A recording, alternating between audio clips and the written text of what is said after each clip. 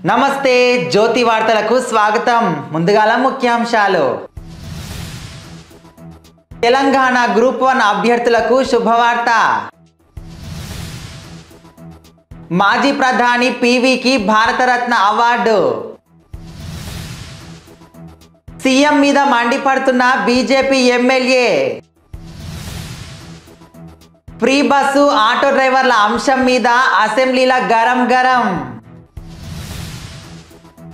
కేసీఆర్ కొన్ని చెప్తాడు కొన్ని దాస్తాడు అంటున్న సీఎం రేవంత్ అన్న. ప్రధాని మోదీ తోటి ఏపీ సీఎం జగన్ భేటీ.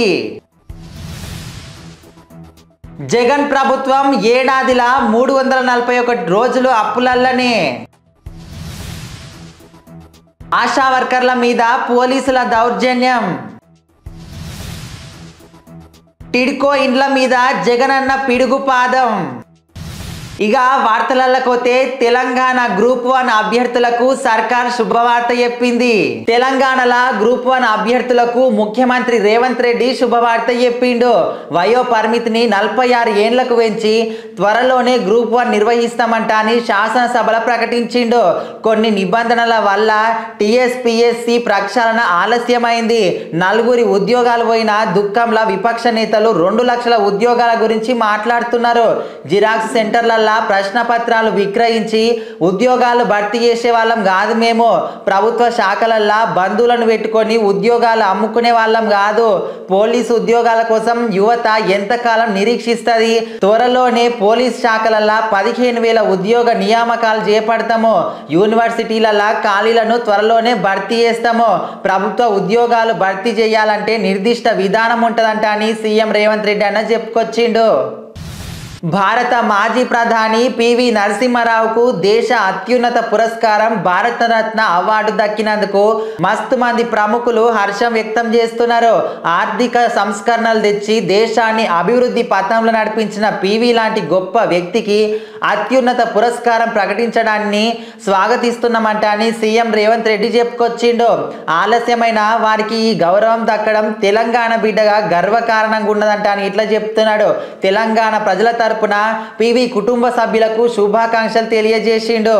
ఇక దీని మీద మస్తు సంతోషంగా ఉన్నదంట అని ఆయన కుమార్తె బారాస ఎమ్మెల్సీ సురభి వాణిదేవి గిట ఆనందం వ్యక్తం చేసింది. పార్టీలకు అతీతంగా పివి సేవలను గుర్తించారని ప్రధాని నరేంద్ర మోదీ సంస్కారానికి ఇది నిదర్శనం అని కొనియాడింది. అసెంబ్లీ మీడియా పాయింట్లకు ఇట్లా చెప్పింది. తెలంగాణలో ఆర్థిక పరిస్థితి సీఎం రేవంత్ రెడ్డి లెక్క హుషారుగా లేదంట అని భాజపా ఎమ్మెల్యే పాయల్ శంకర్ చెప్తున్నాడు. 6 గ్యారంటీలు తప్ప ఇంకేమి పట్టించుకోమన్నట్టు గవర్నర్ తమిళిసై ప్రసంగం చేసింది. అసెంబ్లీలో గవర్నర్ ప్రసంగానికి ధన్యవాదాలు తెలిపితే తీర్మానం మీద చర్చ సందర్భంగా ఆయన మాట్లాడిండు.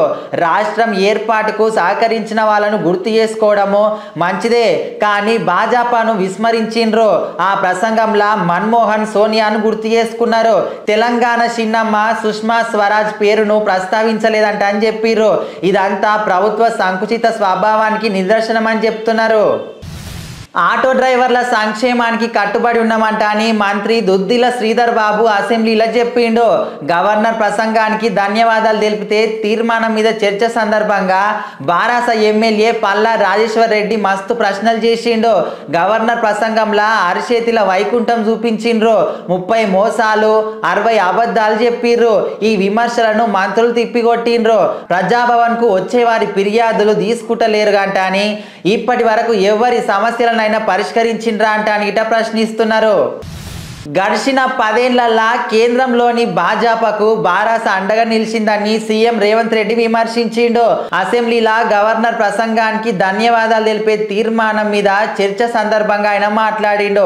కేంద్రం తీసుకొచ్చిన అన్ని బిల్లులకు గులాబీ పార్టీ మద్దతు పలికింది. ఇరు పార్టీల నేతలు కలిసి పలుసార్లు చర్చలు చేసుకున్నారు. సీఎంను మార్చుకునే విషయం కూడా ప్రధాని మోదీ ఈడికి వచ్చి చెప్పిండు. కేసీఆర్ ఆ పార్టీల నేతలకు కొన్ని చెప్తాడు కొన్ని దాస్తాడంట అని ఇట్లా విమర్శిస్తున్నాడు సీఎం రేవంత్ రెడ్డి అన్న.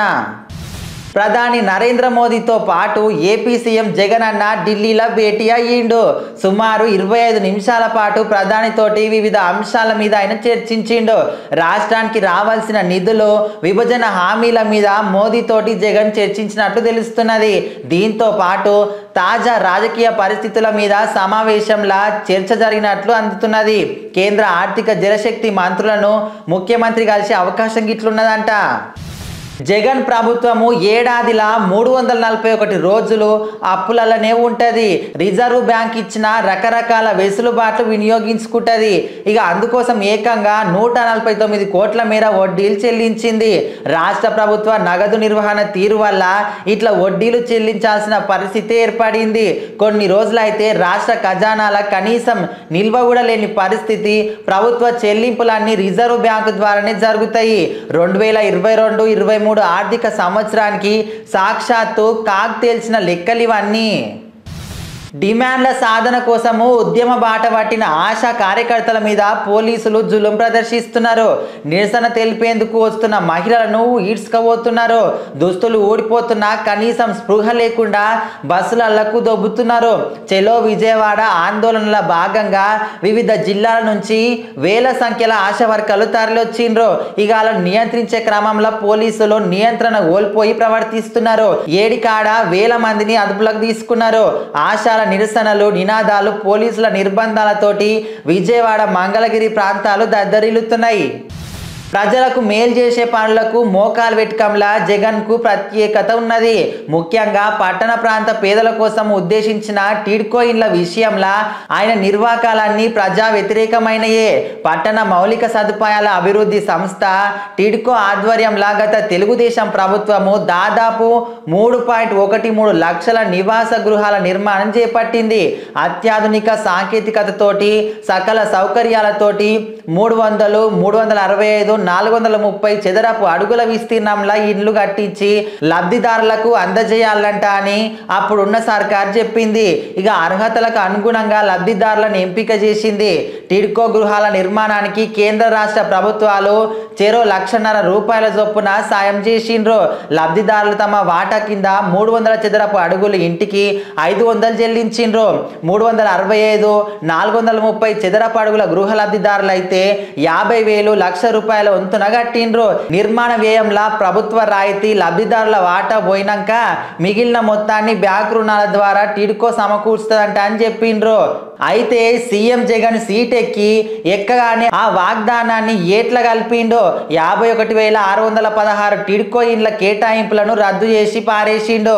తెదేపా సానుభూతి పరులు కావచ్చు అన్న అనుమానంతో వేలాది సామాన్యులకు మొండి చేయి చూపించి వాళ్ళ కుటుంబాల ఉసురు పోసుకుంటున్నాడు.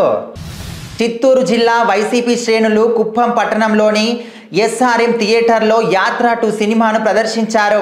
సినిమా చూడడానికి వైసీపీ శ్రేణులు, వైఎస్ఆర్ జగన్ అభిమానులు అధిక సంఖ్యలో వచ్చారు. ఈ సందర్భంగా చిత్రాన్ని చూసిన వారు క్లైమాక్స్ అదుర్స్ అంటూ ఆనందం వ్యక్తం చేశారు.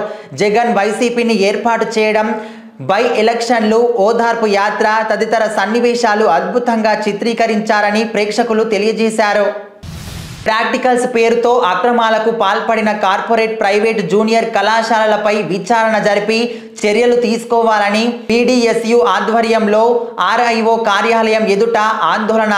ఎటువంటి రసీదు ఇవ్వకుండా వసూలు చేసిన ఇంటర్, జూనియర్ కళాశాలలు, ప్రభుత్వ జూనియర్ కళాశాలలలో చదివే విద్యార్థులకు తీవ్ర అన్యాయం జరుగుతుందని శుక్రవారం పీడీఎస్యు జిల్లా కార్యదర్శి జి శ్రీనాథ్ యాదవ్ మాట్లాడుతూ వైఎస్ఆర్ కడప జిల్లాలో ప్రాక్టికల్స్ పేరుతో అక్రమాలకు పాల్పడిన కార్పొరేట్, జూనియర్ కళాశాలలపై విచారణ జరిపించాలని కోరుతూ ప్రగతిశీల ప్రజాస్వామ్య విద్యార్థి సంఘం పీడీఎస్యు ఆధ్వర్యంలో ఆందోళన నిర్వహించారు.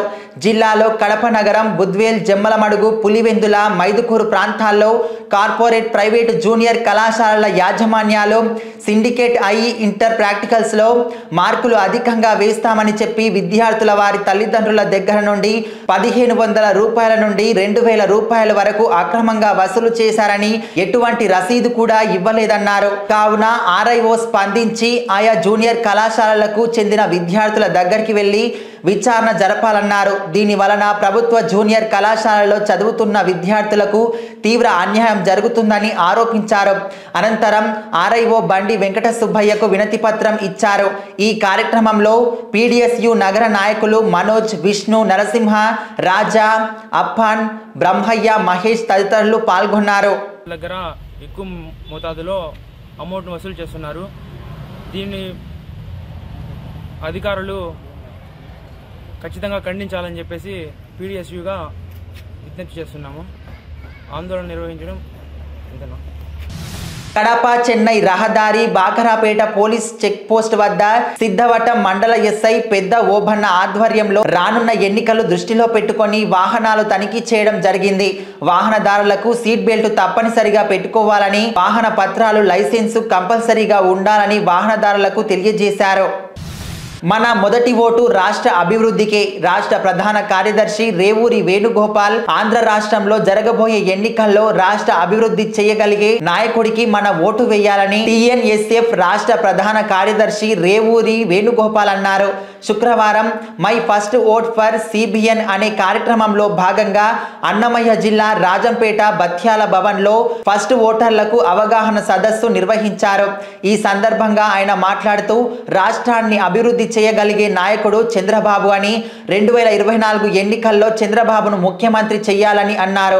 రాష్ట్రానికి పరిశ్రమలు రావాలన్నా, విద్య, ఉపాధి, వైద్య భద్రత అందించగలిగే నాయకుడే చంద్రబాబు అన్నారు. ఈ కార్యక్రమంలో ఫస్ట్ ఓట్ ఫర్ సిబిఎన్ ఛాంపియన్లు పసుపులేటి ప్రవీణ్, శ్రీను, జ్యోతి శివ, నవీన్, శివ, నాగార్జున తదితరులు పాల్గొన్నారు. కమిషన్ల కక్కుర్తిపడి ఈ యొక్క జగన్మోహన్ రెడ్డి వాడిని వెళ్ళగొట్టిన పరిస్థితి. అట్లాగే రాష్ట్రంలో మనకు విద్యను అభివృద్ధి చేసే నాయకుడు కావాలి. చంద్రబాబు నాయుడు అధికారం ఉన్నప్పుడు ఇంటర్మీడియట్ విద్యార్థులకి మధ్యాహ్నం భోజనం పథకం పెట్టేవాళ్ళు. ఈరోజు ఆ పరిస్థితి లేదు. ఇయాలటి వార్తలు అయిపోయినాయి. మళ్ళొచ్చే వార్తలల్లో మళ్ళా కలుద్దాం. శనార్థి.